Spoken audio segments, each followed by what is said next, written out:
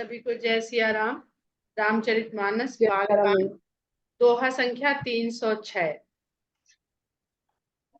बहुत सुंदर दोहा है कि सिद्ध सब सिय आयसु अकनि गई जहां जनवास, लिए संपदा सकल सुख सुरपुर भोग विलास। ये दोहा हम लोग कल पढ़ चुके थे। आगे बढ़ते हैं। निज निज बास बिलो की बराती, सुर सुख सकल सुलभ सब भांति। विभव भेद कछु कोउ न जाना, सकल जनक कर करहि बखाना। ये जो उनके अपने अपने निवास दिए गए बारातियों को, उसका जो वैभव था, उसका रहस्य क्या है, वो वास्तविक रूप से कोई जान नहीं पाया। और सब जनक जी के ही इंतजाम का बखान कर रहे हैं। सिय महिमा रघुनायक जानी, हरखे हृदय हेतु पहचानी। लेकिन ये वास्तव में किसकी महिमा है, इसको केवल राम जान पाए। और हर से हृदय हेतु पहचान, हृदय में उनका जो राम के परिवार, राम के समाज, इसके प्रति जो सीता जी का भाव है, इसको देख करके वो हर्षित हो गए। तो विवाह जब होता है तो कन्या का वर से नहीं होता है, पूरे परिवार, पूरे उसकी परिस्थिति, पूरा कुल, समाज, प्रजा, राजपाट सबसे होता है।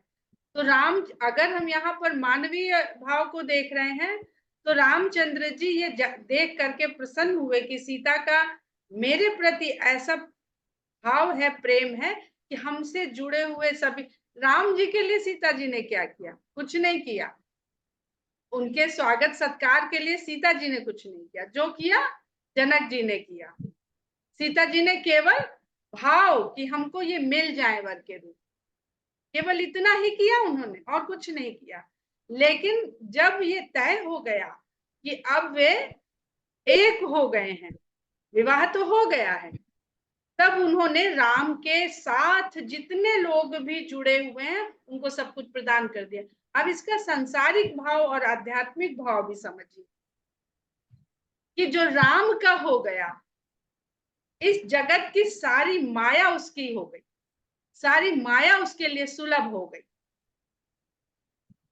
लेकिन माया के पीछे भागते हैं लोग, तो माया के पीछे जो भागता है वो माया को ही नहीं पकड़ पाता है, राम तक कहाँ पहुंचेगा? वो भागता रहता है। मृग मरीचिका इसी को कहते हैं कि वो दिखता है, होता कुछ और है। जब पास जाता है तो फिर देखता है कि हम तो गलत जगह पहुंच गए, फिर दूसरी दौड़ लगाता है। तो जो, और ये जो संसार है पूरा इतना बड़ा, जिसको आज पेंगोंग में एक जो लास्ट हमने अपना अनुभूति लिखी है, अगर आप लोग को समय हो तो फेसबुक में जाके ट्रेवलॉग पढ़िएगा। उसमें पेंगोंग में राम अनुभूति ये, और उसके बाद जो आज मैंने पोस्ट किया है, लिखा तो वहीं पर था, उसको पढ़िएगा जरूर। तो शायद प्रकृति के द्वारा मनुष्य किस तरह जुड़ के, किस तरह से समझ सकता है या जुड़ सकता है, वो बहुत हल्का फुल्का सा भाव आ पाया है उसमें। तो ये जो संसार है, दिखता है कि ये सुख है, ये निवास है, यहाँ ये सुविधाएं हैं, मनुष्य उसको समझता है जो उसको सामने से कर रहा है। जैसे माता पिता है, पुत्र पुत्री है, सास ससुर है, सब हैं। तो जो, और इसी अहम में भरा भी रहता है कि हमने, पुत्र कहेगा आपने मेरे लिए किया क्या है, पिता कहेगा कि हमने इनके लिए इतना किया, ये ऐसे हो गए, सब बदल गए, हमारे बुढ़ापे में कोई साथ नहीं दे रहा। तो हम लोग जो सामने करता दिखता है उसी को मानते भी और समझते भी हैं। कर्ता स्वयं कर्ता को समझ रहा है और सामने वाला भी समझ रहा है, इसलिए अच्छे बुरे का दोषारोपण इसीलिए होता रहता है, उस बंधन में पड़े रहते हैं। परंतु वास्तविकता तो ये है नहीं। इस वास्तविकता को केवल राम जानते हैं। ये सब व्यवस्था न तो जनक का सचिवालय, न मंत्रालय, और न उनके परिचारक, कोई नहीं कर रहे हैं। करने वाली तो सीता है। तो इस रहस्य को म्यूट कर लीजिए प्लीज। इस सार्थक भाव को राम ही जानते हैं। इसीलिए कहा जाता है इस संसार के लिए कि सोई जान ही जेहि देहु जनाई। जो जानने वाला है वही आपको जन्मा सकता है, जो जानता ही नहीं है वो क्या जन्माएगा? वो जो जानता है वो जन्माएगा। आप फिजिक्स के प्रोफेसर के पास पढ़ने जाओगे, बहुत विद्वान है, पर वो फिजिक्स ही पढ़ा पाएगा।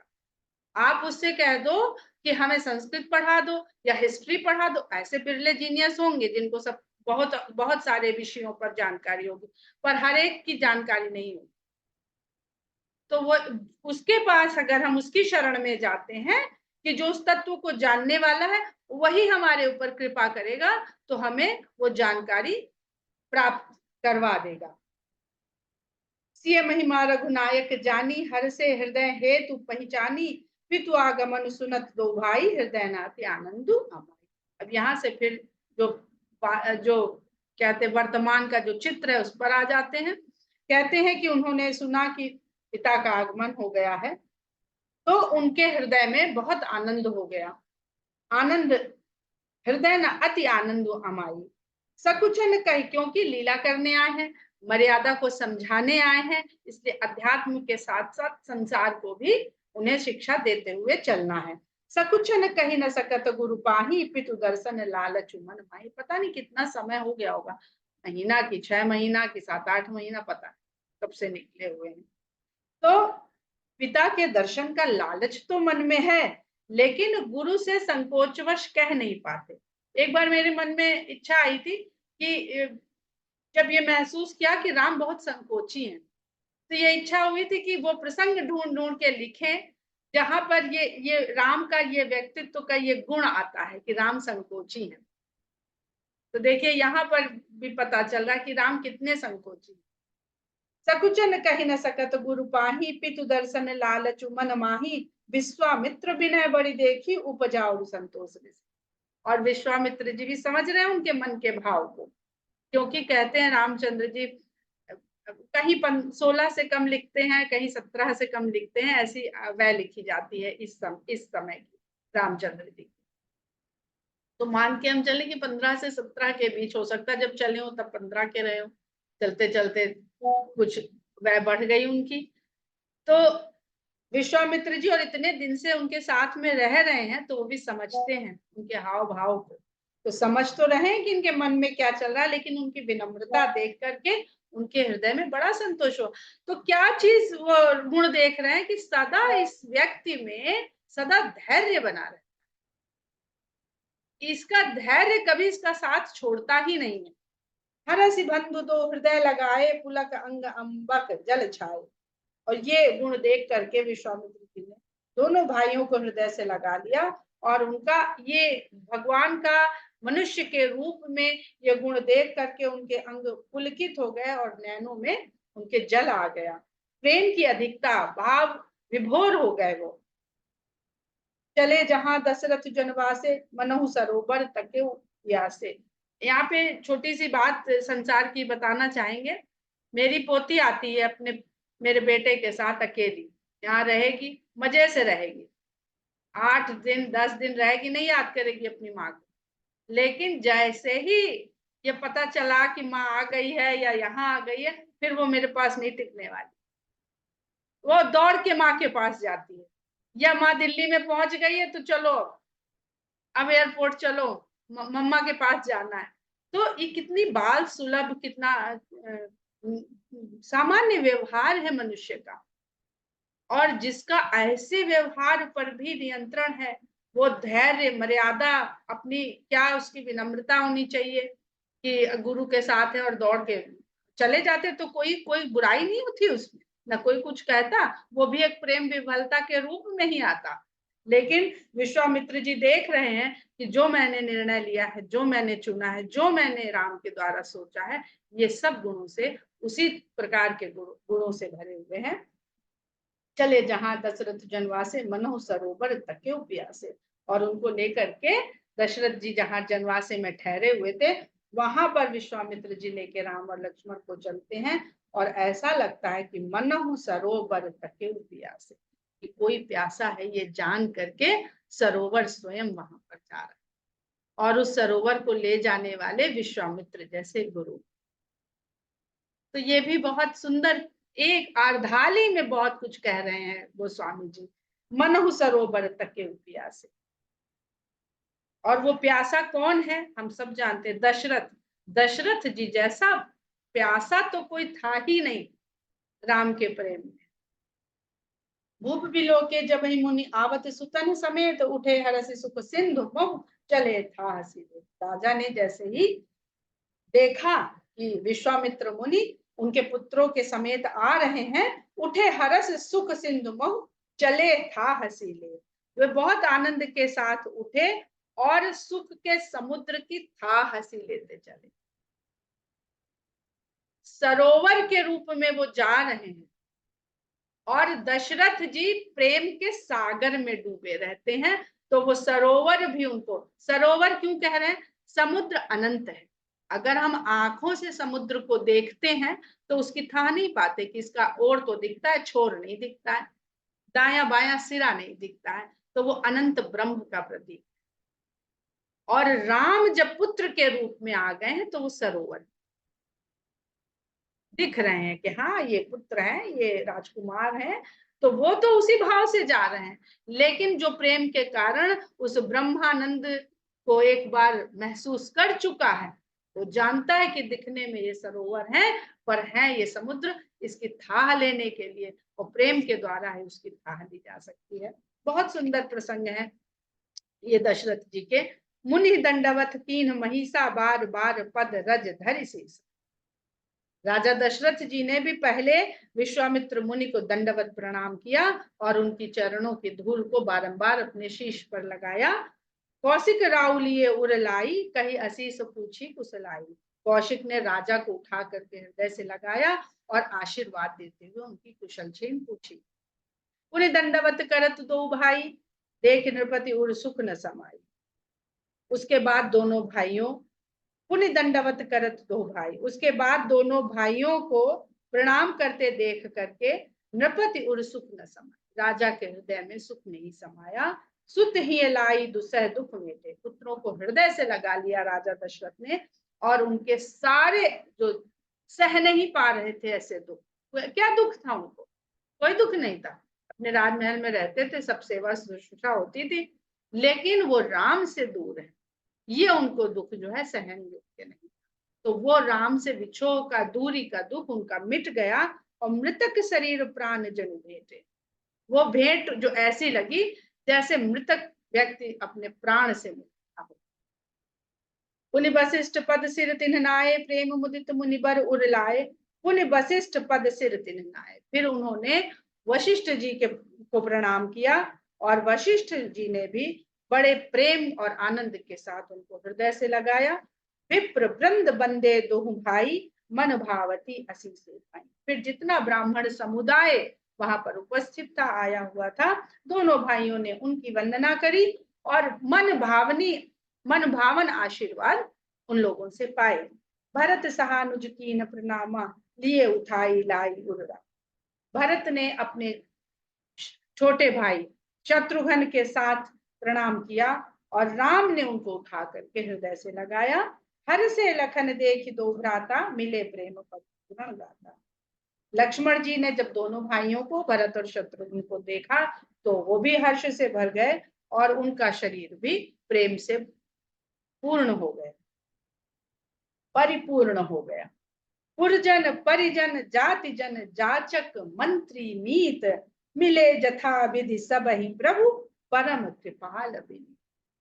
फिर नगर के वासियों से, परिवार के अन्य लोगों से, अपनी जाति के लोगों से, याचकों से, मंत्रियों से और मित्रों से, सभी से राम यथा विधि मिले, जैसे जिससे मिलने का शिष्टाचार है उसी प्रकार सबसे मिले।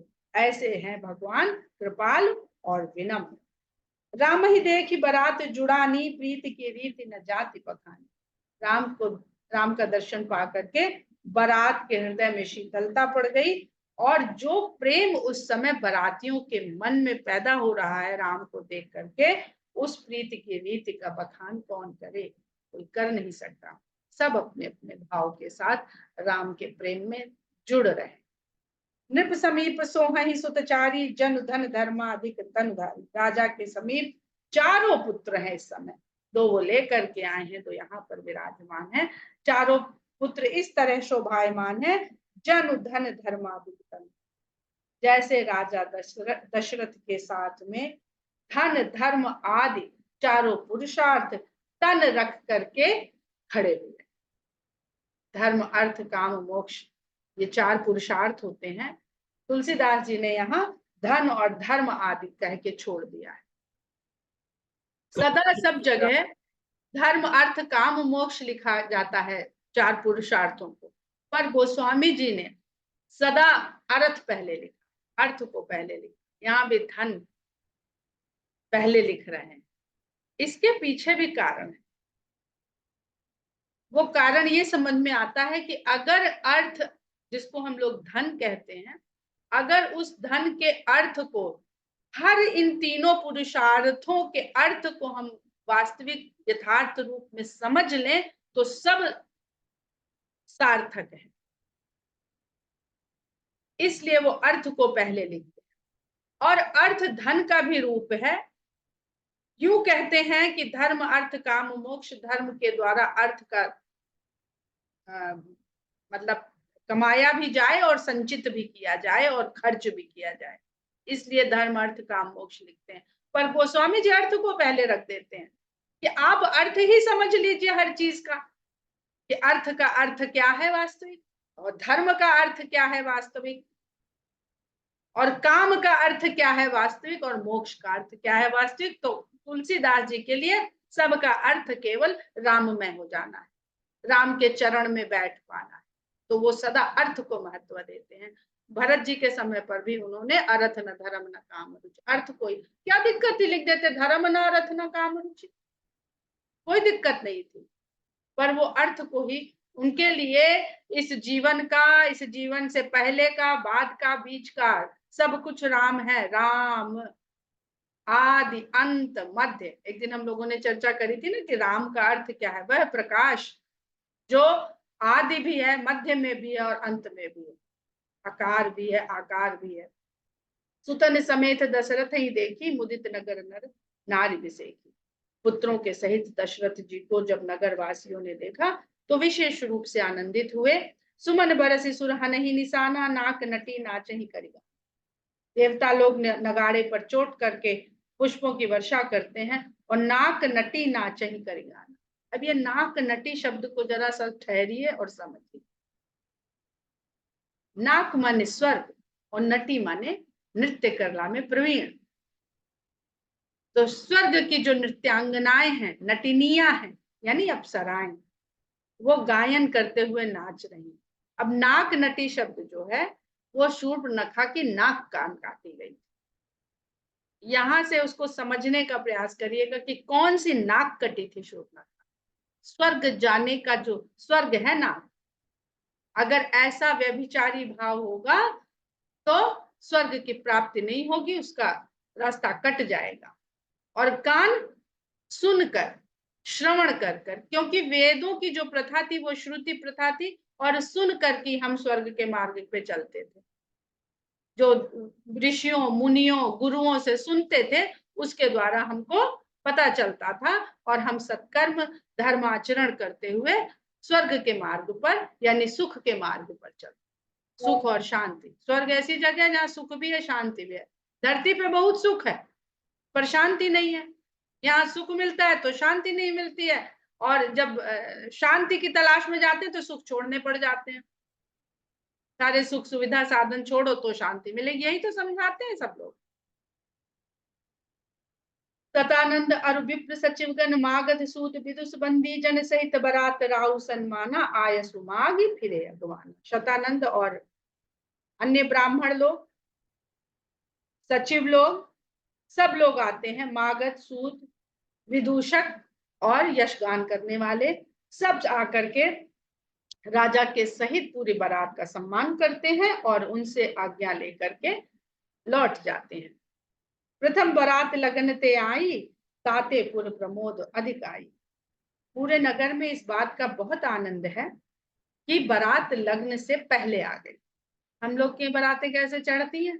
8 बजे का कार्ड में छपा रहता है रिसेप्शन है और स्वागत है 7 बजे और 8 बजे प्रीति भोज है। आप जाइए 12 बजे प्लेट नहीं खुलती, आप हाथ लगाइए तो मना कर देता है जो अटेंडेंट खड़ा होता है कि अभी प्लेट मत उठाइए। अपना समूह लेके चले आते हैं हम लोग वापस स्टार्टर और चाट और खा के। तो ये प्रथा नहीं है। प्रथम बरात लगन ते आई, ताते पुर प्रमोद अधिकाई, ब्रह्मानंद लोग सब लहाही, बढ़ाऊ दिवस निस विधि सन कहाई। अब तो मोबाइल हो गया तो कम से कम पता चल जाता, हाँ बारात चल पड़ी है, लखनऊ से निकली है। पहले सोचिए जब मोबाइल की व्यवस्था नहीं रही होगी तो कन्या पक्ष का दिल कैसे धक धक करता हो, पता नहीं आएंगे कि नहीं। कुत्ते को अफवाह छोड़ दिया, वो रिसा गए, फलाने ये नहीं दिया वो नहीं दिया। कितना आज से 50 साल पहले क्या स्थिति थी। तो अगर पहले पहुंच जाता है इंसान तो जिसके यहाँ पहुंचना उसको कितना तसल्ली हो जाती होगी। वो तसल्ली भी ब्रह्मानंद के समान है उस समय उसके लिए। ये आप सोच, अब तो वो समय बहुत बदल गया। तो ब्रह्मानंद लोग सब लहाही, बढ़हु दिवस निस विधि सन कहाही। और विधाता से ये मांग रहे हैं कि ये रात और दिन बड़े हो जाएं, लंबे हो जाएं, ताकि ये समय अधिक समय तक हमारे साथ रहे। राम सिय शोभा अवधि सुकृत अवधि दो राज, जाता पुरजन कहा यस, मिले नर नारी समाज। राम सिय शोभा अवधि, राम और सीता की जो शोभा है, जो सुंदरता है, वो सुंदरता की सीमा है। तो राजाओं की जो पुण्य होने, पुण्य कितने किए होंगे, वो पुण्य की सीमा है। क्योंकि दशरथ के यहाँ राम अवतरित हुए हैं तो जनक के यहाँ सीता प्रकट हुई है। अब ये भी समझने वाली बात है कि हम लोग जब धनुष यज्ञ और ये सब पढ़ रहे थे तो सीता जी के मन में जब प्रेम भाव उपजा था तो नारद जी का नाम आया था कि नारद के वचन सुन करके उनको पुरानी प्रीति की याद आई कि वो क्या कह गए थे। वो क्या कह गए थे, वो नारद जी जनक जी से बता गए थे। जब वो सीता जी मिली, उनको तो खेत में मिल गई थी हल से, तो उन्होंने बताया था कि ये देखिए पुत्री वत आपको पालना है और ये शक्ति है, आदि शक्ति है जो प्रकट हुई है। और किसके लिए प्रकट हुई है? बस ये उन्हीं की है। ये न किसी की पुत्री है, न किसी की पत्नी है। इनका आपको बस संभालना है आपको। लेकिन अब जनक जी के मन में ये जिज्ञासा हुई कि बता तो गए नारद जी, पूरी बात तो बताते नहीं है, मिलन मिलन कैसे होगा? दशरथ जी और जनक जी का तो आपस में पत्र व्यवहार भी नहीं था, तो कैसे मिलन होगा? तो जनक जी ने फिर ये कथा पक्ष के हिसाब से है, उसके आध्यात्मिक पक्ष भी हमेशा रहते हैं, उन्होंने प्रतिज्ञा करी थी। और अभी जब हम अध्यात्म रामायण में ये प्रसंग पढ़ रहे थे और हम लोगों के मन में ये जिज्ञासा थी कि शिव जी का धनुष है, वो बाण कहाँ है, वो बाण क्या है? तो उसमें लिखा हुआ है कि जब शिव जी ने त्रिपुरासुर को मारने के लिए ये धनुष का निर्माण करा गया था, उसमें विष्णु स्वयं बाण थे। अब विष्णु स्वयं बाण थे तो बाण धनुष के पास तो आएगा तभी संपूर्णता होएगी। और विष्णु राम के रूप में धरती पर आ चुके हैं, ये नारद जी ने उन्हें बताया। और ये बताया कि दशरथ जी उनको अपना पुत्र मानते हैं, जैसे सीता आपकी पुत्री है नहीं, आपको मानना है, वैसे ही राम दशरथ के पुत्र है नहीं, वो मानते हैं। क्योंकि उन्होंने मांगा था कि आपके जैसा पुत्र चाहिए, पर ब्रह्म को कोई जन्म दे नहीं सकता है शरीर से। तो श्रृंगी ऋषि ने यज्ञ कराया था और खीर के द्वारा उनका जन्म हुआ। तो दशरथ जी का उसमें और कौशल्या माता का कहते हैं वीर्य जनित पुत्र नहीं है वो दशरथ। तो जैसे अगर राम वीर्य जनित पुत्र नहीं है तो सीता भी जनक की वीर्य जनित पुत्री नहीं है। दोनों ही इस संसार में वो अवतरित हुए हैं और प्रकृति हमेशा, शक्ति हमेशा प्रकट होती है, वो जहां कहीं चाहती है वहां प्रकट हो जाती है। तो ये कौन से ऐसे पुण्य है दशरथ और जनक के, ये कथा पक्ष भी है, और देह और विदेह के अनुसार ये उसका एक समझने का हमारे जीवन उपयोगी पक्ष भी है। तो इन समकाहु नसीब अपराध है, कह रहे हैं तुलसीदास जी, साफ साफ लिख रहे हैं कि इनके समान शिव की आराधना किसी ने नहीं की। कि वहां दे गए धनुष जनक जी के यहाँ, और वहां दे गए अपने प्रभु को, राम को। तो शिव की दो प्रिय चीजें मिल गई, एक जनक को और एक दशरथ को। इन सम काहू नसीब अवराधे, काहू न इन समान फल लादे, और किसी ने इनके समान फल नहीं पाया होगा। ऐसा ही आराधना होनी चाहिए, ऐसे ही फल की इच्छा होनी चाहिए। और हम लोग तो दूसरी दूसरी चीजों में उलझे रहते हैं, भगवान की माया उलझाए रहती है। इन सम को न भयउ जग माही, है नहीं कतहु होने, इनके समान संसार में कोई है नहीं, कहीं नहीं है, और हुआ नहीं है, और कभी होगा भी नहीं। हम सब सकल सुकृत कै राशि, भय जग जन्म जनकपुर वासी। हम लोगों ने तो पता नहीं कौन से पुण्य कर्म किए थे जो जनकपुर के वासी बन करके आ गए। इन्होंने तो बहुत पुण्य किए, हमारे भी कुछ पुण्य ऐसे इकट्ठे हो गए हैं जो हम जनकपुर में वासी होकर के आ गए हैं। जिन जान की राम छवि देखी, वो सुकृति हम सरिस विषय की। जो राम और जानकी के इस छवि को देख पा रहे हैं, भला हमारे समान विशेष पुण्य करने वाला कौन। तो जितना भगवान के दर्शन करने वाला विशेष होता है, उतना ही भगवान के चरित्र को, लीला को सुनने वाला भी उतना ही विशेष होता है। क्योंकि कोई भेद ही नहीं है भगवान में, और भगवान के चरित्र में जिस प्रकार कोई भेद नहीं है, जिस प्रकार भगवान में, भगवान की मूर्ति में कोई भेद नहीं है, भरत ने राम में और राम की खड़ाओं में कोई भेद नहीं माना। तो हम भी राम और राम की मूर्ति में हमें कोई भेद नहीं मानना चाहिए। तो राम और राम का चरित्र भी वैसे ही बिल्कुल अलग नहीं है, एक ही है। पुण्य देखब रघुबीर बियाहू, लेब बलि विधि लोचन लाओ।